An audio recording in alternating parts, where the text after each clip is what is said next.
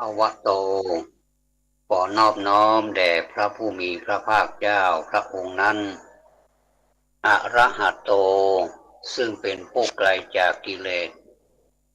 สัมมาสัมพุทธัสสะตรัสรู้ชอบได้โดยพระองค์เองขออนุโมทนาและขอเจริญธรรมแด่ท่านผู้ฟังทุกท่านในวันนี้จะได้หยิบเอาคติของนักสู้เพราะว่านักสู้นั้นไม่ว่าจะเป็นนักสู้ประเภทไหนย่อมจะต้องการต้องการชัยชนะแต่ธรรมะนั้นท่านบอกว่าการชนะตนนั่นแหละดีที่สุดเหมือนกับสุภาษิตบทหนึ่งว่าอัตตาหะเวชิตังไสยโยชนะตนนั่นแหละเป็นดีถึงอย่างไรก็ตามการที่เราจะชนะได้นั้นแน่นอนเหลือเกินว่าเราจะต้องใช้ความอดทนวงเล็บเป็นเลิศคือถ้าอดทนนี่มันมีหลายระดับอดทนประเดี๋ยวประดาวก็มีอดทนชั่วครั้งชั่วคราวไม่ได้อดทนเป็นนิดไม่ได้อดทนเป็นประจำเป็นปกติอย่างนี้ถามว่าเราจะฝ่าฟันได้ไหมมันก็ได้เป็นบางอย่างมันก็อยู่ที่เนื้องานนะว่าเราอดทนอยู่กับอะไรกับการงานชนิดไหนเป็นนักเรียนนักศึกษาก็อดทนอยู่กับตำรับตำราวิชาที่เรียนนี้ใช่ว่ามันจะง่ายไปหมดและมันก็ใช่ว่ามันจะยากไปหมดก็หาไม่มันก็ยังมีความง่ายอยู่ในตัวด้วยแล้วก็แฝงด้วยความยากอยู่ในตัวด้วยเหมือนกันถ้าเราใจไม่สู้นะถ้าเราใจไม่สู้นี่ถอดใจไปครึ่งหนึ่งแล้วเนี่ยก็คงจะไม่มีความหวังเท่าไหร่หรือว่าไม่ได้ตั้งความหวังอะไรไว้เลยอันนี้ก็มันอยู่ที่งานของเราว่างานที่เราทำหรือว่าวิชาที่เราเรียนเรามีฉันทะไหมนี่ก็เข้าไปที่อิทธิบาทสี่ละ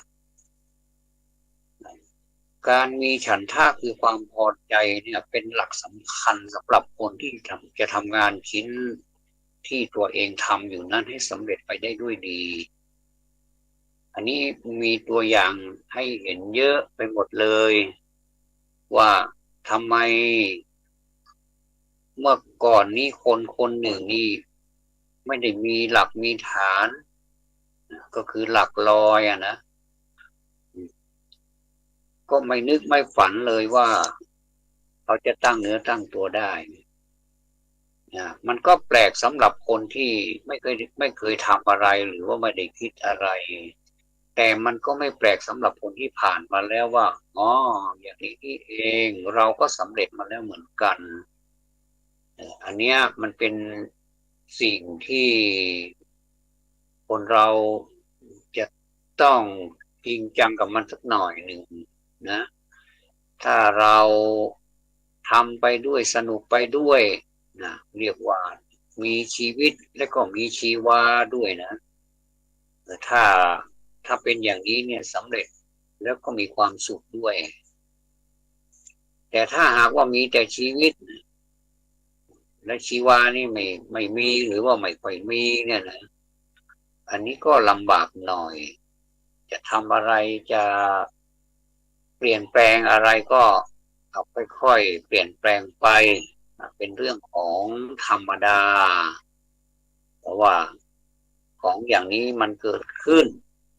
ตั้งอยู่แล้วก็ดับไปไม่ว่ามันจะดีแค่ไหนไม่ว่ามันจะไม่ดีแค่ไหนก็ตามมันก็อยู่ในลักษณะของการเกิดขึ้นตั้งอยู่แล้วก็ดับไปกันทั้งนั้นอย่าไปคิดอะไรมากความคิดของเราเอาไปคิดที่เราจะทำจิตใจให้เราผ่องใสดีกว่าท่านผู้ฟังเพราะว่าการทำจิตใจให้ผ่องใสน่ะมันเป็นกิจที่เราจะต้องทำเป็นประจำเป็นทุกวันนะเป็นปกติทุกเวลาไม่ใช่วันนี้เป็นวันหยุดเป็นวันหยุดเป็นวันเสาร์อาทิตย์เลิกดูใจไม่ต้องดูก็ได้ให้มันเลอะเทอะเปื้อนไปไม่เป็นไรอย่างนี้มันไม่ใช่นะความหมายก็คือในทุกวันนะในทุกวันเนี่ยไม่มีวันเว้นไม่มีวันนักขัตฤกษ์ไม่มีวันเสาร์อาทิตย์ไม่ต้องหยุดมันนะการดูใจการชำระจิตใจให้สะอาดเนี่ยบางทีเราก็เผลอเหมือนกันนะกิเลสนี้มันทำให้เราเผลอได้ตลอดเวลาเราต้องทำศึกกับกิเลสนี้ตลอดเวลาเลยนะท่านผู้ฟังเพราะฉะนั้นในเมื่อมันเปิดศึกกับเรารอบด้านเนี่ยเราจะทำยังไงดีนี่เราก็มีอาวุธที่เป็นอาวุธที่ดีที่กลั่นกรองมาแล้วพระพุทธเจ้าประทานให้พวกเรามีอาวุธไม่ว่าอะไรจะเกิดขึ้นหนักหรือเบาหรืออะไรก็ตามนี่สามารถแก้ไขได้ถ้าเราลงมือทำแล้วอย่าให้ปัญหาเกิดขึ้นก่อนเรามันมีหลายสถานหลายสถานะหลายการหลายเวลาอย่างเช่นถ้าเราป้องกันไว้ก่อนเนี่ยนะป้องกันไว้ก่อนแล้วก็ปัญหาอะไรมันก็จะไม่ตามมาแต่ถ้ากรณีที่มันเผลอไปมันเป็นเรื่องธรรมชาติเป็นเรื่องของปกติวิสัยของมนุษย์โดยเฉพาะอย่างยิ่งมนุษย์ธรรมดาอย่างเราท่านเนี่ยเขาเรียกว่าปุถุชนเนี่ยมันมักจะเผลอเหลือเกินเผลอบ่อยเหลือเกินอันนี้เราก็สามารถที่จะตามแก้ไขได้ไม่เป็นไรถือว่ามันเป็นบทเรียนและเป็นบทเรียนราคาแพงซะด้วยหาซื้อไม่ได้ตามท้องตลาดไม่มีมันเกิดขึ้นอยู่ที่เรานี่แหละเราแก้ไขให้มันดีสิ่งที่มันชำรุดใจมันชำรุดทรุดโทรมไปเราก็เสริมให้ใจสว่างให้มันโล่งโปร่งใสไม่ให้มันชำรุดวิธีที่ทำใจไม่ให้มันชำรุดนั้นมันก็เหมือนกันที่เรามาซ่อมสิ่งของต่างๆนี่แหละของใช้ไม้สอยของเรารถยนต์มันก็ชำรุดรถยนต์มันก็เสียแล้วทำยังไงถ้าเราเป็นช่างก็ซ่อมเองได้แต่ถ้าเราไม่ใช่ช่างเนี่ยพอรถมีปัญหาปุ๊บเราก็ไปติดต่ออู่ซ่อมบางทีเข้าไปในอู่ซ่อมแล้วเป็นอะไรก็ไม่รู้เนี่ยเดี๋ยวช่างก็ส่วนใหญ่ผมก็จะบอกว่าเดี๋ยวนะครับผมจะเช็คดูก่อนว่ามันมีอะไรบ้างนะบางคนบางคันก็เช็คได้หนึ่งอย่างสองอย่างบางคันก็โอ้แผลเต็มไปหมดเลยมีแต่ปัญหาหมดเลยแล้วก็รายงานให้ผู้ไปซ่อมเจ้าของรถให้รับทราบว่าจะทำการซ่อมตามที่เสนอมาเนี่ยแล้วราคาประมาณเท่านี้และกี่วันจะได้อย่างเนี้ยนะเขาจะมีใบงานไปรายงานให้เจ้าของรถรับทราบแล้วก็เซ็นรับรองก่อนว่าจะทำไหมอันนี้ก็เป็นการดีนะเป็นการแก้ไขปัญหาต้นทางก็เหมือนว่าถ้าสมมุติว่าถ้าเราไม่แจ้งให้เจ้าของรถทราบเนี่ยนะเขาอาจจะไม่พร้อมก็ได้แต่บางคนพร้อมก็ไม่มีปัญหานะแต่ว่า เจ้าของรถเนี่ยเขาอาจจะเข้าใจว่ารถของเขานี่เสียไม่มากนักแต่มันเสียมันเสียมากกว่าที่คิดสัก2 รายการอย่างนี้เขาคิดแต่มันมีตั้งเยอะอันนี้ทางเจ้าของร้านนี่เขาก็ทำดีนะเสนอก่อนว่าคุณจะซ่อมไหมคุณจะซ่อมไหมราคาเท่านี้ประมาณเพื่อเพื่อให้เราได้เพื่อให้เราได้จัดเตรียมค่าซ่อมไว้นะถ้ามีอะไรก็จะคิดอะไรไปด้วยแล้วก็อะไรเท่าไหร่แล้วก็บวกกับค่าแรงเท่าไหร่อย่างเงี้ยเขาก็จะคิดก็เป็นเรื่องปกติก็ถ้าจะเปรียบไปก็เหมือนกับธรรมะถ้าเราสู้เองได้โดยที่ว่าเราก็รู้แล้วว่าอันนี้มันเป็นอาการอย่างนี้เราก็สามารถที่จะซ่อมจิตใจของเราได้เพราะว่าจิตใจของเรามันชำรุดเหมือนกับรถที่มันเสียนะทีนี้ถ้าเราจะซ่อมไปเรื่อยซ่อมไปตามอารมณ์รู้บ้างไม่รู้บ้างรถแทนที่มันจะดีขึ้นมาก็กลับเละเทะกว่าเก่าอีกอย่างนี้เราก็ต้องศึกษามีความรู้จริงๆในเครื่องยนต์นั้นเนี่ยทีนี้ไม่มีปัญหาถ้าจะเปรียบไปก็เหมือนกับเราเนี่ยนะจริงๆแล้วเราไม่ค่อยรู้ธรรมะอะไรหรอกเพราะว่าธรรมะเป็นเรื่องของซึ่งนะแต่ถ้าเราศึกษามาแล้วเนี่ยนะก็สามารถที่จะเอามาแก้กันได้แล้วเราจะไ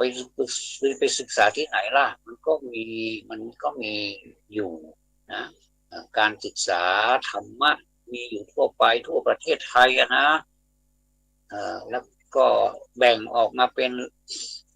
หลายชั้นด้วยกันแล้วแต่ว่าเราจะศึกษามีความอดทนศึกษาพยายามมีความเพียรเขาเรียกว่าวิริยารัมภะนะก็คือปรารภความเพียรไปเรื่อยๆเหนื่อยก็พักเนี่ยนะแล้วก็ไปเรียนให้ได้แล้วก็ปฏิบัติ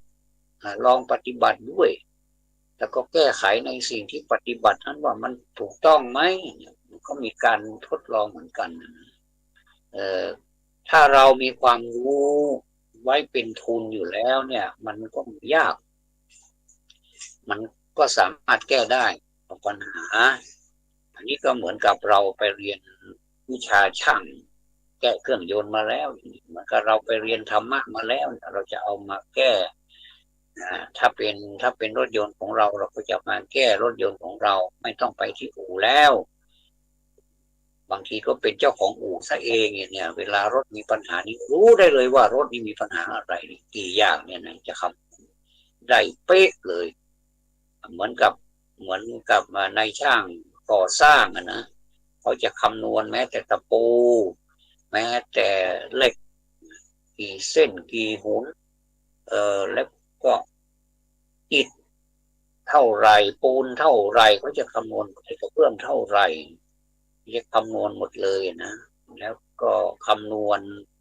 ค่าใช้จ่ายว่าซื้อวัสดุก่อสร้างมา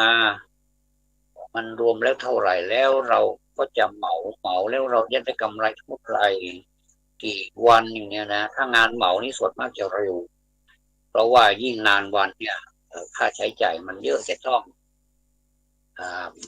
จ้างคนงานมาทำงานเป็นรายวันอย่างเงี้ยนะอย่างนี้ก็ยิ่งนานวันมันก็ยิ่งได้จ่ายเยอะเนี่ยเขาก็จะคำนวณวันว่ากี่วันแล้วมันได้กำไรเท่าไหร่แล้วก็หักแล้วมันจะคงเหลือได้กำไรสุทธิเท่าไหร่อย่างเงี้ยอันนี้คือความเรียกว่าความชำนาญของช่างนี่เรามาพูดถึงช่างรถเหมือนกันนะถ้าเป็นช่างเองเป็นเจ้าของอู่เองทำมากับมือทุกวันนะไม่ว่าจะยี่ห้ออะไรเนี่ยเปิดดูปุ๊บก็จะรู้ได้เลยความเสียงรถก็จะรู้ได้เลยเนี่ยฉันใดการที่นักปราชญ์ทั้งหลายเนี่ยรู้จิตรู้ใจของตนเองนะว่าจิตใจของตนเองขนาดนี้มีปัญหาอะไร เราก็เตือนตัวเองก่อนว่าอย่าวู่วามได้ไหมเราก็เตือนตัวเองก่อนถ้าเราวู่วามมันก็ไม่เป็นผลดีต่อเราด้วยนะแล้วก็สิ่งที่เรา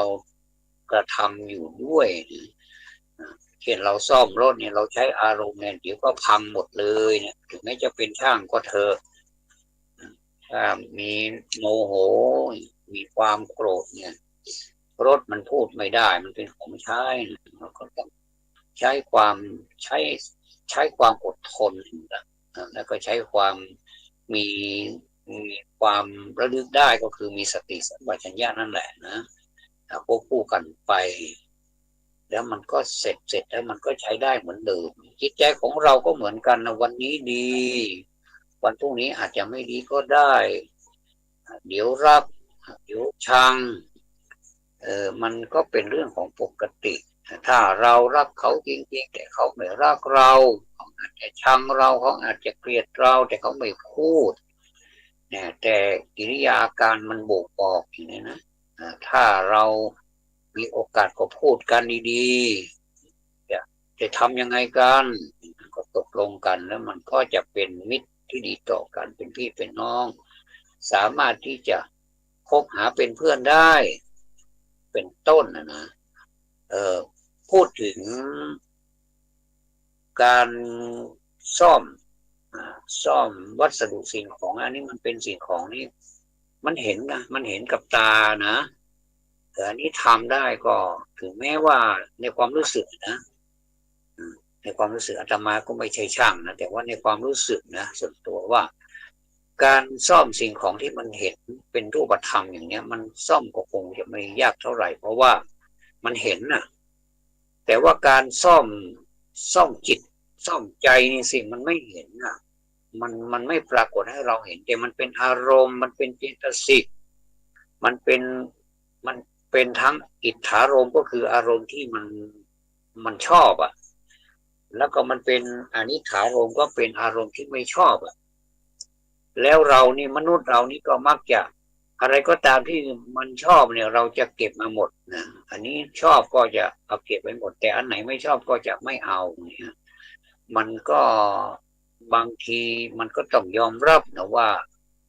สิ่งที่มันเกิดขึ้นกับเราเนี่ยมันเกิดขึ้นแล้วมันเป็นอารมณ์ที่มันไม่ดีอ่ะมันเกิดขึ้นกับเราก็ต้องรู้ทันมันนะว่ามันเกิดขึ้นมันเพราะอะไรมันเพราะอะไรกันเราก็จะต่างแก้มันได้ต่างแก้มันได้แต่ถามว่ามันยากไหมยากนะการการซ่อมจิตชำรุดนี่มันยากนะแต่ก็ขอให้กำลังใจเนี่ยมันก็ไม่ยากเกินกว่าที่เราจะซ่อมถ้าเราเข้าถูกทางเข้าถูกที่ถูกทางถูกการเวลาเรียกว่าถูกกาลเทศะแล้วก็มีการติดกระดุมติดกระดุมเม็ดแรกให้มันถูกด้วยถ้ากระดุมเม็ดแรกเนี่ยมันถูกนะเม็ดต่อไปมันก็ถูกนะอันนี้หมายความว่าถ้าทำแบบว่าถูกต้องครั้งแรกแล้วเนี่ยมันก็จะไม่มีปัญหาอันนี้พูดถึงการกระทำจิตใจของเราเนี่ยให้ซื่อให้ตรงเนี่ยมันก็จะทำให้เรานี่ไม่ค่อยมีปัญหาหรือมีปัญหาก็ตามแก้ได้แต่ถ้าจิตใจมันไม่ตรงมันไม่ซื่ออย่างเนี้ยนะมันก็ลำบากหน่อยนะท่านผู้ฟังมันก็ลำบากหน่อยมันก็ต้องทำให้มันตรงมีธรรมะนี่แหละที่ดัดให้มันตรงมันไม่มีเครื่องมืออะไรไม่ว่าจะเป็นเครื่องมือวิทยาศาสตร์ไม่ว่าจะเป็นเครื่องมือทันสมัยอะไรก็ตามเนี่ยมันไม่สามารถที่จะดัดให้มันตรงได้มันมีธรรมะเท่านั้นแหละสมมุติว่าสิ่งนี้เกิดแล้วก็เราเอาสิ่งนี้ไปแก้มันก็ตรงจุดเดี๋ยวมันก็สลายไปหรือมันทุเลาเบาบางไปอันนี้แหละคือการศึกษาธรรมะที่เรามาพูดกันนะลูกนั่นก็พูดลูกนี้ก็พูดท่านนั้นก็พูดท่านนี้ก็พูดกันเป็นประจำทุกวันแล้วแต่แนวของแต่ละท่านนะว่าท่านจะพูดอะไรกันบ้างแล้วก็มีผลอะไร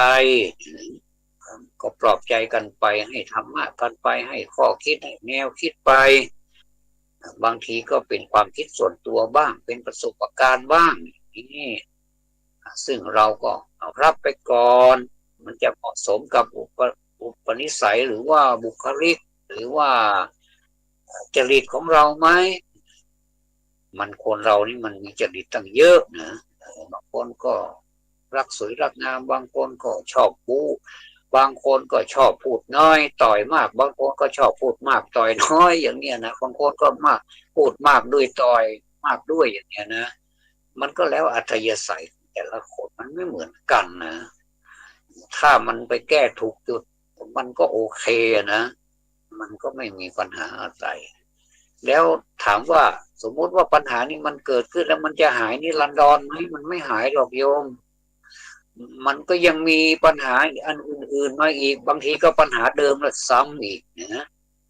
ก็ซ้ำอีกซ้ำแล้วซ้ำเล่านั่นแหละเหมือนกับเราปวดฟันนะโยมอันนี้คือปัญหาสุขภาพเรานะปวดฟันเราไปหาหมอโอ้หมอแก้ไขอย่างดีแล้วนะโอ้ขุดให้อย่างดีอันไหนถอนมันปวดอีกมันโยกมันคลอนก็ก็ถอนออกแล้วก็บางทีก็มีฟันปลอมมีอะไรมีเคลือบฟันมีอะไรเขาเรียกว่ามีที่ครอบฟันนะเดี๋ยวนี้มีขายเยอะนะมีขายเยอะไปหมดเลยแล้วใส่แล้วฟันขาวจั๊วะเลยนะแต่ก็ไม่เป็นไรละใครถ้าใส่ได้ก็ใส่ไปอันนี้มันก็มีให้ใช้กันเนี่ยนะอย่างเนี้ยถ้าสมมติว่าเราปวดฟันในวันนี้เราไปหาหมอฟันเนี่ยนะแล้วก็ไปหาหมอฟันแล้วก็อีกสักระยะหนึ่งแล้วก็ใช้งานฟันเนี่ยฟันนี่มันใช้งานบ่อยนะตื่นขึ้นมาก็เอาละ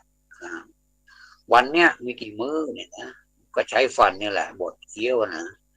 มันก็มีการสึกหรอไปบ้างเหมือนกันบางทีที่คุณหมอดูแลให้เนี่ยดูแลอย่างดีแล้วนะแต่ถ้าเจ้าของฟันเนี่ยไม่ค่อยระมัดระวังเนี่ยไปกัดของแข็งบ้างอะไรบ้างที่เคยกินเป็นประจำมันเป็นความรู้สึกแบบว่าเหมือนกับตัวเองนี่เหมือนก่อนสมัยก่อนนี่กินอะไรได้หมดเนี่ยนะมันไม่แน่นะเพราะว่าเราเวลามันผ่านไปฟันของเรามันก็มีอายุเหมือนกันมันก็ก่อนมันก็สึกมันก็หลอกไปเนี่ยเพราะฉะนั้นนี่นะมันมันจะต้องมันจะต้องไปไปแก้ไขที่ไหนล่ะมันแก้ไขได้ก็หมอฟันเพราะเราไม่ใช่เป็นหมอฟันเองนี่ถ้าเป็นหมอฟันเองนี่คงจะดีนะมีทีรักษาเราจะทำยังไงแต่รักษาตัวเองนี่ยากเหลือเกินนะก็มีหลายๆคุณหมอนะที่ว่าเวลารักษาไข้รักษาอาการป่วยของคนไข้เนี่ยเก่งเหลือเกินนะแต่เวลาตัวเองเป็นไข้ตัวเองมีปัญหาแล้วก็ลำบากนะจะรักษาตัวเองนี่ก็ลำบากมันก็ต้องเปลี่ยนกันไปเปลี่ยนกันมารักษากันไปรักษากันมาบางอย่างนี่มันจะต้องมีการผ่าตัดต้องมีการรักษาด้วยยายาที่รับประทานยาทาบ้างยาหนวดอะไรสารพัดผ่าตัดบ้างอะไรเนี่ยอันนี้ตัวเองทำตัวเองไม่ได้หรอกนะเหมือนกับภาษาล้านนาเขาพูดเป็นภาษิตเอาไว้น่าคิดกันนะว่าไฟไหม้เฮือนหมอเนี่ยผงเข้าตาตัวเองเอาออกมาได้ก็ก็เหมือนกับไฟไหม้เรือนหมอไฟไหม้ที่อื่นนี่โอ้ดับให้เขาหมดเลยเรียบร้อยไม่ค่อยมีปัญหาไม่ค่อยได้รับความเดือดร้อนเท่าไหร่บรรเทาทุกไปตั้งเยอะเนี่ยแต่ถ้าเวลาไฟไหม้ตัวเองแล้วก็น่าดูเลยบางทีช่วยอะไรไม่ได้สักอย่างเลยอันนี้เป็นเปรียบเทียบไฟไหม้เรือนหมอไฟไหม้เรือนหมอผงเข้าตาตัวเองออกมาได้ผงเข้าตาตัวเองนี่ออกยากต้องให้คนอื่นออกให้นะแต่ถ้าคนอื่นนี่มีผงเข้าตานี่สามารถแก้ไขได้เลยนะอันนี้มันมีหลากหลายนะคนเราเนี่ยนะคุณอย่าไปคิดอะไรมากเลยเพราะว่ามันเป็นธรรมดา เราเกิดมาในท่ามกลางของปัญหาเนี่ยมีปัญหาตั้งแต่วันแรกเกิดแล้วตั้งแต่ปฏิสนธิแล้วตั้งแต่อยู่ในท้องมารดาแล้วนะว่าไม่ได้รู้เรื่องรู้ราวอะไรอยู่ในโรคอยู่ในถุงมันมีถุงน้ำคำซึ่งทุกคนจะอยู่ในถุงนั่นแหละนะถุงนี้ถุงวิเศษนะไม่ขาดนะเออขนาดทารกตัวใหญ่นะอยู่ในท้องใหญ่ไม่ใหญ่ดูที่มารดามีท้องตั้งท้องหรือว่าตั้งครรภ์นะบางคนนี่ไม่เห็นก็ไม่เห็นแม้แต่ขอโทษนะนิ้วนิ้วเท้าตัวเองนี่ยังไม่เห็นเลยนะมองไม่เห็นนะเพราะว่าทารกตัวใหญ่นะมองก็เห็นแต่ท้องตัวเองนะคนเมืองก็บอกว่าใสมากๆใสนะมันเนี่ยเขาเรียกว่ามันมีความทุกข์หรือว่ามีปัญหาตั้งแต่ในท้องแล้วล่ะตั้งแต่เริ่มจะเกิดนะแล้วเรียกว่ามีพัฒนาการจากที่ไม่มีอะไรนะก็จะขึ้นมาเป็นลำดับนี่มันจะเป็นภาษาบาลีแล้วก็แปลมาเป็นอย่างว่ากี่สัปดาห์เกิดอันนี้เรียกว่าอะไรนะแล้วก็จนเกิดขึ้นมาเป็นมีปัญจสาขาก็คือสาขามี5 อย่างด้วยกันแล้วก็พัฒนาขึ้นมาจนเป็นรูปร่างของทารกน้อยๆที่อยู่ในท้องมารดาเนี่ยนะถึงเวลาออกมาแล้วก็จะออกมาแล้วพอไม่ฟังเสียงแล้วล่ะมันเป็นธรรมชาติแล้วนะถึงเวลาออกก็ออกนี่ก็เป็นความทุกข์ของมารดาอีกนะนี่ก็มีปัญหากับมารดาอีกนะถ้ามารดามีลมเบ่งไม่พอหรือว่าสุขภาพไม่ค่อยดีอย่างนี้นะก็จะมาเบ่งลูกอีกนะมาคลอดลูกอีกเนี่ยก็ลำบากเหมือนกันนะจะต้องใช้เทคโนโลยีอันทันสมัยเข้าไปช่วยแก้ไขนะส่วนมากเดี๋ยวนี้ก็ไม่มีปัญหาอะไรกันมากนักเพราะว่ามีโรงพยาบาลที่รับฝากคันทันทีที่รู้ว่ามีคันก็ไปฝากคันตั้งแต่วันรู้เลยนะคุณหมอก็จะดูแลอย่างใกล้ชิดแนะนำให้ว่าคนจะทำอะไรยังไงแล้วก็นัดมาเป็นช่วงมาตามนัดไม่เคยขาดอย่างนี้นะแล้วการคลอดก็จะไม่มีปัญหาคลอดอย่างปลอดภัยแล้วทารกก็ปลอดภัยแล้วคุณแม่ก็ปลอดภัยด้วยอันนี้เขาเรียกว่ามันก็มีปัญหากันอยู่เรื่อยนะไม่ว่าจะอะไรก็ตามคุณหมอก็มีปัญหาคนไข้ก็มีปัญหาคนละอย่างถามว่าพระมีปัญหาไหมก็มีพระมีปัญหาบางทีไปเดินบิณฑบาตเดินบิณฑบาตบางทีก็ถือบาตรเปล่าไปเดินไปตั้งไกลนะยังไม่มีใครใส่บาตรเลยก็มีเขาก็ไม่รู้ว่าในบาตรของเรานะในบาตรของพระเนี่ยเป็นบาตรเปล่าหรือบาตรที่มีอาหารอยู่ในบาตรแล้วแต่ความจริงเราไปเปิดดูเถอะไม่ได้เก็บซ่อนไว้อะไรสักอย่างมันไม่มีจริงๆไม่มีใครใส่บาตรเลยอันนี้พระก็ไม่ได้น้อยใจนะอันนี้พูดถึงประสบการณ์มีหลายท่านมาเล่าให้ฟังนะบางทีเดินหลายกิโลก็ยังไม่ได้เลยนะเพราะว่าอะไรก็ไม่รู้นี่นะมันอยู่ที่เศรษฐกิจมากหรือเปล่านะบางวันก็ได้เยอะเหลือเกินขนาดออกวัดไปไม่กี่ก้าวก็เต็มแล้วเนี่ยมันก็เป็นบางครั้งก็ไม่ใช่ว่าไปบิณฑบาตไม่ได้สักวันอย่างที่ว่านี่ก็ไม่ใช่นะนานๆทีมันเป็นปรากฏการณ์อย่างนี้ก็เป็นความทุกข์ของพระแต่ว่าเป็นความทุกข์ที่ไม่ได้คิดอะไรมากนะก็ไปแล้วมันก็ได้ไปโปรดญาติโยมแล้วก็หนึ่งอย่างละก็คือแล้วก็อย่างที่สองนะประการต่อมานะมันก็คือได้กำลังนะปรีน่องเนี่ยนะโหแข็งกล้ามเนื้อนี่ดีมากเลยเหงื่อก็แตกพลักเลยร้อนนะเราก็ต้องคิดทางบวกสิว่ามันทำให้เรามีความอดทนนะการที่เราจะได้อะไรมาสักอย่างไม่ใช่ของง่ายนะถ้า อยากจะได้นี่ต้องไปด้วยตนเองแล้วก็ไปไขว่คว้ามาอันนี้ก็คือความทุกข์ของพระความทุกข์ของเด็กวัด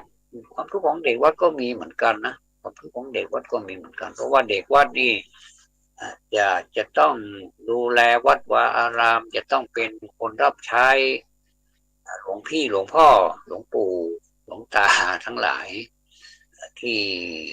ที่เราไปฝากเนื้อฝากตัวเราไปเรียนกับท่านเนี่ยนะสมัยก่อนนี่การเป็นเด็กวัดเนี่ยนะบ้านเราเรียกว่าขยมเนี่ยมันมีบทบาทมันมีความสำคัญมากนะคุณผู้ฟังไม่ใช่ว่ามันเป็นธรรมดาเมื่อไหร่อยู่วัดเนี่ยนะถือว่าเป็นความโชคดีอย่างหนึ่งนะถึงแม้ว่าหลายคนก็มีความคิดมีความรู้สึกว่าในความโชคดีนั้นก็มีความโชคร้ายอยู่ในตัวเหมือนกับก็แล้วแต่จะคิดนะแต่ว่าในความโชคร้ายนั้นก็มีความโชคดีอยู่ในตัวเหมือนกันตกลงว่าเราตัดออกไปเลยเขาก็โชคร้ายโชคดีเนี่ยนะไม่ต้องไปสนมันไปให้มันดีๆตั้งใจศึกษาเล่าเรียนพื้นฐานทำวัดเช้าทำวัดเย็นคำให้พรยถาสพีนี่ต้องเรียนเพราะเราจะบวชแล้วเนี่ยส่วนมากนี้จะมีเป้าหมายก็คือไปเป็นเด็กวัดนี่ไปเป็นขยมเนี่ยนะไปเป็นขยมเนี่ยนะบางคนนี่ก็เป็นขยมโค้งคำว่าท่านมาได้บวชเพราะว่าขยมห้าเรียกว่าเป็นเด็กวัดแล้วก็ยังไม่ได้บวชแม้แต่บวชเนรก็ไม่เคยได้บวชเลยเนี่ยอันนี้มันก็อยู่ที่บุญของใครของมันนะกุศลของใครของมันมันก็ไปแค่สุดแล้วมันก็เป็นแค่เด็กวัดแต่ก็ถามว่ามันไม่ได้อะไรหรือมันก็ได้นะอย่างน้อยที่สุดเนี่ยได้ความใจเย็นได้รู้ว่ากิจวัตรของพระเนี่ยมีอะไรบ้างท่านตื่นแต่เช้าเราก็ตื่นด้วยนะเราก็ตื่นด้วยแล้วก็ไปทำวัดกับท่านด้วยนะท่านตื่นตีสี่ครึ่งเราก็ไปทำวัดกับท่านด้วยอันนี้ก็เป็นการฝึกมีบารมีเกิดขึ้นแล้วนะคุณโยมมีบารมีเกิดขึ้นแล้วท่านบิณฑบาตสมัยก่อนนี่พระบิณฑบาตนี่ไม่ว้าวเองก็คือมีโยมเนี่ยนะมีเด็กวัดนะหิ้วปิ่นโตตามไปด้วยนะสะพายย่ามด้วยเนี่ยนะเมื่อก่อนนี้ใช้ปิ่นโตไม่นิยมใช้ถุงแต่ชาวบ้านนี่เขาก็จะใช้แกงนะที่แกงมาอุ่นๆร้อนๆเนี่ยนะเอาใส่ถ้วยมาเป็นภาชนะใส่ถ้วยใส่ชามมาแล้วก็เด็กวัดถือปิ่นโตตามไปก่อนเอาใส่ปิ่นโตแกงก็ยังร้อนอยู่ในปิ่นโตนี่นะแล้วก็ไม่เป็นมลภาวะไม่เป็นพิษเป็นภัยด้วยเพราะว่ามันไม่ใช่พลาสติกนะถึงแม้ว่ามันจะมีมันคงจะมีไม่มากนะแต่ปิ่นโตนี่โอ้เชื่อถือได้นะปิ่นโตนี่แต่ละวัดแต่ละวานี่วัดนี้เนี่ยไม่มีปิ่นโตนี่มันไม่ใช่นะมันต้องมีปิ่นโตเป็นเขาแล้วก็เด็กวัดก็หิ้วตามหลวงพี่หลวงพ่อหลวงตาหลวงลุงไปไหนไปกันไม่ว่าใกล้ไม่ว่าไกลไม่โอนก็สนุกดีได้กำลังด้วยแล้วก็เขาไม่ใส่รองเท้านะหลวงพี่ไม่ใส่รองเท้าเด็กวัดก็ต้องตามนะไม่มีรองเท้าใส่นะก็เหมือนกับว่าเป็นพระไปแล้วเป็นสามเณรไปแล้วแต่ว่ายังไม่ได้นุ่งห่มเหลืองแค่นั้นเองนะพอไม่ได้บวชก็เป็นความทุกข์อีกใหม่ๆนี่นะว่าทำไมเรามีวาสนาน้อยเหลือเกินแล้วก็เป็นทุกข์เองแต่พออยู่นานไปรู้จักกฎของกรรมได้เรียนธรรมะได้ฟังสวดมนต์ได้สวดมนต์แปลว่าเรานี่หรือว่าสิ่งสรรพสิ่งในโลกนี่มันมีกรรมเป็นของตนเองเอาภาษิตมาแปลนะโอ้ปรากฏว่าแปลได้เพราะว่าอยู่กับสิ่งเหล่านี้ทุกวันนี่พระถามว่ากรรมุนาวัตติโลโกแปลว่าอะไร เธอแปลว่าอะไรแปลให้ฟังหน่อยสิแปลอย่างแบบเรียกว่าสง่าผ่าเผยอาถรรพ์มากเลยบอกว่าโอ้กรรมมุนาวัตติโลโกสัตว์โลกย่อมเป็นไปตามกรรมแล้วอันนี้แหละก็จะสอนตัวเราเองตัวผู้พูดเองว่ามันเป็นอย่างนั้นจริงๆที่เราไม่ได้บวชนี่ก็เพราะว่าเราก็เป็นสัตว์ในโลกนี้เหมือนกันแต่ว่าทำไมคนอื่นก็ได้บวชล่ะมาเปรียบเทียบกับเราทำไมเราไม่ได้บวชอย่างนี้ก็สัตว์โลกมันเป็นไปตามกรรมก็กรรมใครก็กรรมมันนะก็อยู่ไปอย่างนั้นแหละก็ดีอยู่ไปก็สนุกดีเหมือนกันเป็นเป็นเด็กวัดเนี่ยนะก็ก็เป็นเด็กๆแล้วก็เติบโตขึ้นมาก็เป็นหนุ่มคาวัดเลยนะเป็นหนุ่มคาวัดบางคนไม่ไปไหนเลยนะไปไม่มีครอบครัวอะไรก็อยู่กับวัดบางคนก็เอาชีวิตฝากไว้กับพระพุทธศาสนาอยู่กับวัดจนตายอยู่กับวัดจนสิ้นไปกันอยู่กับวัดก็เหมือนกับเป็นพระไม่ก็เหมือนกับเป็นเนรนั่นแหละนะท่านผู้ฟังทั้งหลายอันนี้แหละคือความทุกข์ของเด็กวัดและความทุกข์ของแม่บ้านมีอะไรของแม่บ้านคำว่าแม่บ้านเนี่ยก็ฟังเสียงดูนะฟังเสียงก็แม่นะเป็นแม่บ้านบ้านทั้งบ้านเนี่ยจะมีแม่อยู่คนเดียวเป็นแม่บ้านนอกจากแม่บ้านจะทำงานบ้านแล้วเนี่ยทำงานบ้านตื่นแต่เช้าหุงข้าวหุงปลา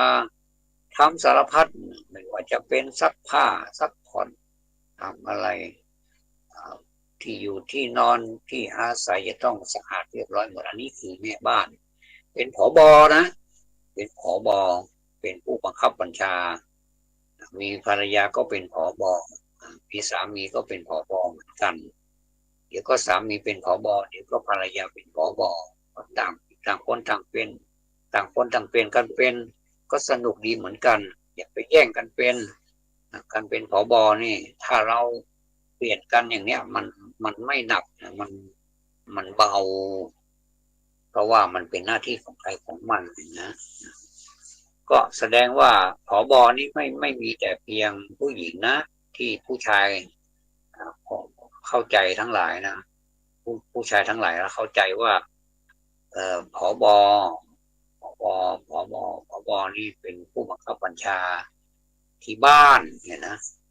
จริงๆแล้วตัวเองก็เป็นเหมือนกันเดี๋ยวก็เป็นผบผู้หญิงบ้างเดี๋ยวก็เป็นผบผู้ชายเขาเปลี่ยนกันไปโยมไม่เป็นไรหรอกไม่มีใครได้เปรียบเสียเปรียบหรอกอย่าไปกลัวเลยว่าความเสียเปรียบได้เปรียบนะมันเป็นสิ่งสำคัญถ้าเราไปยึดติดความได้เปรียบเสียเปรียบเนี่ยอันนี้เดือดร้อนอีกเดือดร้อนเรื่องอื่นยังไม่พอมาเดือดร้อนเรื่องการได้เปรียบเสียเปรียบอีกนะอันนี้คือความทุกข์ของแม่บ้านความทุกข์ของพ่อบ้านก็อย่างรู้นะตัวเองเป็นเพศที่แข็งแรงธรรมชาติสร้างมาให้เป็นมนุษย์ผู้ชายนี้แข็งแรงตัวเองจะต้องให้เกียรติผู้หญิงที่เขามีเพศที่อ่อนแอกว่าเนี่ยนะอย่าไปแบบว่าไหนๆก็มีสิทธิมีมนุษยมีสิทธิมนุษยชนเหมือนกันแล้วนี่เรียกร้องอะไรก็ได้หมดเกือบหมดแล้วนี่ก็ควรจะคนที่สตรองสินะต้องแข็งแรงสิอย่างเนี้ยนะอย่าไปหวังให้เป็นอย่างนี้นะก็มองเขาในสายตาของเราเนี่ยก็เหมือนกับผู้หญิงนะเขามีความเป็นเป็นเพศที่อ่อนแอนะเป็นเพศที่นุ่มนวลเหมาะสำหรับเป็นผู้ที่จะดูแลลูกขออภัยลูกนะลูกรอลิงที่ไม่ใช่รอเรือดูแลลูกของเราทั้งสองคนไม่ใช่ลูกของเราไม่ใช่ลูกของพ่อคนเดียวก็ไม่ใช่ลูกของแม่คนเดียวก็ไม่ใช่มันทั้งเป็นลูกของพ่อทั้งลูกของแม่นั่นแหละก็ตกลงว่าเท่ากับเป็นลูกของเราลูกของเราเนี่ยผู้หญิงดูแลได้ดีที่สุดนะผู้ชายนี่ยังไม่เท่านะที่ธรรมชาติสร้างสรรค์ออกมาอาหารก็มีที่คุณแม่แล้วก็เกิดที่คุณแม่อาหารก็มีที่คุณแม่เลี้ยงลูกจนเติบใหญ่นะ อันนี้เราจะเห็นเลยนะอันนี้ไม่ได้พูดเกินเลย ไม่ได้พูดเกินจริงใช่ไหมเพราะฉะนั้นนี่คุณพ่อนี่ก็ไม่ต้องไปน้อยอกน้อยใจอะไรบอกว่าเราลูกเราไม่ได้รักเราเท่ากับแม่นะ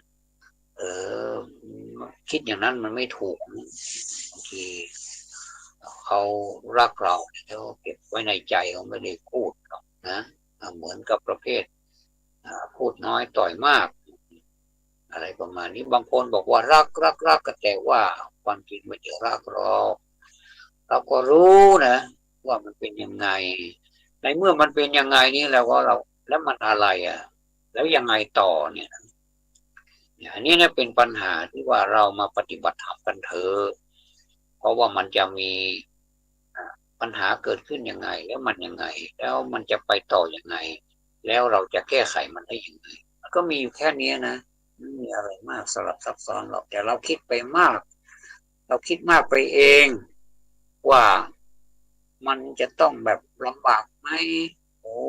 ปัญหามันเกิดอย่างนี้แล้วบางคนก็คิดสั้นนะอย่าไปคิดอย่างนั้นสิ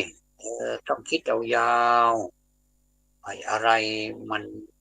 มันเป็นปัญหาเราก็สามารถที่จะตามไปแก้ไขได้มันยังไม่สายเกินไปนะคุณผู้ฟังถ้าเราไปคิดสั้นเนี่ยเสียดายนะเสียดายบางทีเขามาสารภาพบางคนมาสารภาพว่าเคยทำตัวเองคิดคิดฆ่าตัวตายแล้วเราก็พูดให้ฟังว่าทำไมต้องตายแล้วเกิดมายากไหมก็ตอบว่ายากแล้วเรามีพ่อมีแม่ไหมก็มีแล้วเขาสร้างเราให้เรามาฆ่าตัวตายหรือแล้วก็ถามว่านะก็คนคุ้นเคยกันก็ถามแบบขี่ยิบหน่อยนะเสร็จแล้วก็บอกว่านะมันที่สนทนากันเนี่ยมันเป็นความจริงนะมันไม่มีอะไรที่เราแก้ไขไม่ได้แล้วเขาก็เลยเลิกฆ่าตัวตายเลยอันนี้ก็ดีนะแต่บางคนก็ต้องใช้วิธีรุนแรงหน่อยบอกสอนอะไรก็เถียงสอนอะไรก็ไปตายเลยไปอย่างเนี้ยแต่มันก็ไม่ตายเพราะว่าเขาชอบรุนแรงเขาว่าพอมันกระแทกเสียงมันกระแทกปุ๊บเนี่ยมันก็รู้สึกตัวแล้วอ้อเลยก็คือไม่ไปตายนะคนเราเนี่ยจริตไม่เหมือนกันนะบางคนนี่ชอบพูดรุนแรงบางคนก็ชอบพูดอ่อนโยนนะแต่เราก็อ่อนโยนไว้ก่อนไม่ใช่อ่อนโยนจนแบบไม่มีแรงคือหมดเรี่ยวแรงอย่างนี้คืออ่อนโยนแต่ไม่อ่อนแอนะคนเราเนี่ยคุณโยมเคยเห็นนะเขาผูกข้อไม้ข้อมือไหมได้เนี่ยไม่ได้เราผูกนะสามารถที่มัดให้อยู่หมัดได้นะผูกข้อมือให้อยู่หมัดได้ในความหมายเนี่ยได้นี่มันก็ไม่โทษอะไรมากหรอกแต่ถ้ามันเอาหลายเส้นมารวมกันแล้วก็เอามาถักยิ่งทอเนี่ยนะเอามาทอบางทีผู้ถักนี่นะได้นี่เขาทำไว้9 เส้นแล้วไว้9 เส้นแล้วแต่ว่าก็จะคนถักเนี่ยก็จะให้มันสวยหน่อยก็เอามาหลายรอบ9แทนที่จะเป็น9เอามาเป็น8เอามาเป็นอีก9 นึงก็เป็น18แล้วก็เอามารวมกันแล้วก็เอามาถักมันก็จะเป็นคล้ายๆกับว่าเป็นกำไรมือเลยเป็นกำไรข้อมือก็สวยนะถักแล้วก็เอาไปผูกเนี่ยได้เนี่ยจากที่เราเห็นว่าได้เนี่ยมันจะทำอะไรได้มันจะผูกอะไรได้เนี่ยนะแต่ถ้าทำให้มันแข็งแรงฝึกให้มันเป็นได้ที่เหนียวนะถึงแม้ว่าเราจะมองด้วยตานี่ว่าไม่เท่าไรหรอกเดี๋ยวก็เสร็จเดี๋ยวก็ขาดนะแต่ก็ไม่เลยนะสามารถที่อยู่ได้นานอันนี้คืออุปมาได้ที่ไม่ขาดสักใดเนี่ยเราก็จากนั้นกันนะวันนี้มีกลอนมาฝากแด่นักสู้ทุกคนอันนี้มาจากหนังสือดับเบิลคลิกความคิดแสดงว่าคลิกอย่างเดียวก็ยังไม่นั่นนะก็ต้องมีการดับเบิลคลิกความคิดแล้วต้องคลิกมันทุกวันนะแต่ต้องเอนเตอร์มันทุกวันนะความคิดเราต้องเป็นปัจจุบันนะ ท่านบอกว่าหลังม่านเมฆหมอกมืดมิดอาทิตย์ยังคงส่องแสงชีวิตยังมีเรี่ยวแรงหัวใจยังแกร่งเกินคนอย่ายอมแพ้ถึงแม้ชีวิตหมองหมนแม้ทุกแสนท้อก็ทนแม้ใจสับสนบางครั้งสู้สิสู้สิทำดีแม้น้ำตาหลังเมฆมืดมิดปิดบังมีแสงแห่งหวังอย่างขอโอ้บทประพันธ์บทนี้นี่กินใจแล้วก็มีพลังเราเราเราอ่านแล้วเราฟังแล้วมีพลังท่านผู้ฟังมีพลังไหมถ้าท่านผู้ฟังมีพลังก็ดีใจด้วยนะมันทุกบรรทัดทุกตัวอักษรที่กลั่นออกมาเนี่ยมันเป็นพลังแฝงอยู่ในนี้หมดเลยเราไปใช้นะแด่นักสู้ทุกคนอย่ายอมแพ้นะชีวิตของเรานี่มันมีค่ากว่าสิ่งอื่นนะมีค่ากว่าทรัพย์สินอื่นๆที่เราคิดว่าเงินทองหรือว่าทรัพย์สินอื่นๆนี่มันมีค่าแต่แท้ที่จริงแล้วชีวิตของเรานี่แหละมีค่ามากกว่าไม่ว่าจะเป็นสมัยไหนก็ชีวิตนี่แหละมีค่ามากที่สุดนอกนั้นเป็นเรื่องรองเราถ้าเข้าใจว่าเงินทองนั้นเป็นของที่มีค่ามากที่สุดในชีวิตก็ถูกนะก็ถูกของแต่ละท่านนะแต่มันไม่มีค่าที่สุดนะถ้าถามย้อนกลับไปถามตัวเองว่าอะไรที่มีค่ามากกว่าเงินทองเราก็สามารถที่จะหาคำตอบได้ง่ายๆหรือก็คือตัวเรานี่ไงชีวิตของเรานี่ไงถ้าชีวิตของเรานี่มีเงินมีทองแต่เรามีแต่ชีวิตแต่เราไม่มีความสุขเราไม่มีชีวาเลยนะอย่างนี้นี่ทรัพย์สินเหล่านั้นมันก็จะไม่มีประโยชน์มันก็เป็นเพียงแต่โชว์ความรวยโชว์พาวโชว์ power ว่าตัวเองนี่มีเงินทองเยอะแต่ความสุขไม่มีเลยแล้วมันจะมีความหมายอะไรตรงข้ามกับคนที่ไม่มีอะไรเลยแต่ว่ามีความสุขเหลือเกินยิ้มได้ทุกวันหัวเราะได้ไม่ต้องห่วงอะไรด้วยเหมือนกับเป็นคนที่แบบมีอะไรที่มันพิเศษ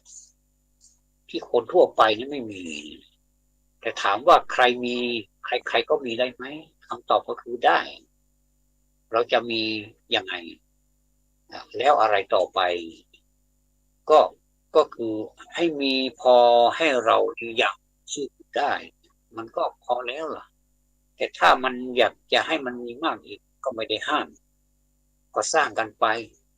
เขาเรียกว่าการสร้างบารมีสร้างไปแล้วมันเยอะก็เอาไปเผื่อแผ่คนที่ไม่มีด้วยนะวันนี้กลัวลืมโอ้คุณชัดชาติผู้ว่าราชการกรุงเทพมหานครมาแรงฟีเวอร์เลยนะตอนนี้นะไม่ใช่ว่าจะแรงแล้วก็จะแผ่วไม่ใช่นะมั่นใจว่าผู้ว่าคนนี้นี่จะต้องแรงตลอดเสมอต้นเสมอปลายก็เลยดูคลิปไปด้วยคลิปวิดีโอไปด้วยว่าท่านผู้ว่ามาแรงเหลือเกินแต่ก็เป็นห่วงอยู่เงียบๆนะว่าถ้ายังไงแล้วขอเอาใจช่วยผู้ว่านะขอเอาใจช่วยโยกผู้ว่ากรุงเทพมหานครนี่นะซึ่งเป็นเมืองหลวงของประเทศไทยเราเนี่ยให้สมต้นสมปลายแล้วก็ให้รักษาสุขภาพด้วยถ้าเผื่อว่าท่านได้ฟังคลิปนี้แล้วท่านก็คงจะมีความสุขอยู่ไม่น้อยเหมือนกันหรือว่าใครที่เป็นเพื่อนหรือว่ารู้จักผู้ว่าก็สามารถที่จะเอาคลิปนี้ไปเล่าให้ผู้ว่าชัดชาติสิทธิพันธ์ให้ฟังได้ว่ามีพระเนี่ยแสดงความเป็นห่วงจริงๆนะเป็นห่วงด้วยความปรารถนาดีจริงๆอาตมาชอบคนที่ทำงานจริงแบบเนี้ยแล้วมันเข้ากับจริตของอาตมาถ้าทำอะไรนะถ้าเราไม่ทำนะอย่าทำดีกว่าถ้าเราทำก็ทำให้มันดีที่สุดนะไม่ใช่จะเอาเผื่อวันพรุ่งนี้อีกอันนี้ทำเท่าไหร่ไม่ต้องทำดีเท่าไหร่พรุ่งนี้ก็ยังมีแต่ทำตอนนี้ให้มันดีที่สุดทำให้มันเกิดผลซะก่อน เพราะว่าเราก็ไม่รู้ว่าเราจะไปเมื่อไหร่เราจะจากโลกนี้ไปเมื่อไหร่ทำตอนนี้ให้ดีที่สุดมันถ้าจะเป็นวีรบุรุษก็เป็นวีรบุรุษหน้าที่นั้นเลยอย่าเป็นวีรบุรุษเมื่อตายแล้วเป็นวีรบุรุษทั้งที่เป็นนี่แหละนะตายไปแล้วก็เป็นวีรบุรุษที่ตายไปแล้วเนี่ยก็เป็นทั้งวีรบุรุษที่ยังมีชีวิตอยู่แล้วก็เป็นทั้งวีรบุรุษอย่างที่เสียชีวิตไปแล้วเนี่ยอันนี้แหละท่านผู้ว่านี่เป็นวีรบุรุษตั้งแต่ยังมีชีวิตอยู่เนี่ยอันนี้ชอบจริงๆแล้วก็ชีวิตของตัวเองก็ชอบเป็นอย่างนี้จริงๆถ้าบอกว่าไม่เอาก็ไม่เอาถ้าเอาก็เอาถ้าคิดว่าสิ่งนี้ทำได้ก็ทำให้ดีที่สุดเราก็เป็นกำลังใจให้ท่านผู้ว่านะว่าเมื่อวานนี้เทปว่าผู้ว่าไปเจออันนี้เป็นสวนรถไฟนะในกรุงเทพนะไปสวนรถไฟแล้วไปเจอคนที่เป็นโรคเท้าใหญ่ทั้งขาทั้งเท้านี่ใหญ่หมดเลยนะแล้วมีปัญหาแล้วก็ค่าผ่าตัดนี่เป็นแสนเลยนะเป็นแสนท่านผู้ว่าไปเจอเข้าพอดีก็เห็นท่านผู้ว่านี่ค้นอะไรก็ไม่รู้ในกระเป๋าถือสีเขียวนะกระเป๋าเหมือนสีเขียวที่ท่านหาเสียงเหมือนกันนะคงจะมาทำกระเป๋านะที่หาเสียงนะแล้วท่านก็พูดคุยกับคนนั้นเนี่ยอาตมาไม่รู้ชื่ออะไรคงจะไม่จำนะแล้วก็เขาก็ท่านก็ถามว่าเป็นยังไงเขาก็เล่าให้ฟังแล้วท่านก็บอกว่าสบายใจได้นะน้องเดี๋ยวจะจัดการให้ท่านผู้ว่านี่นะสุดยอดจริงๆนะเขาก็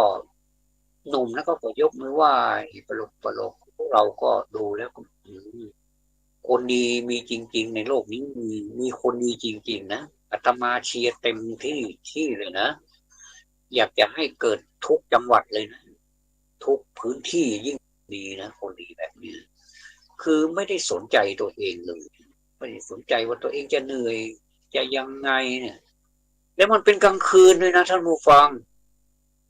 แล้วเรารู้ได้ไงว่าเป็นกลางคืนบอกว่าดึกละเดี๋ยวเรากลับก่อนนะ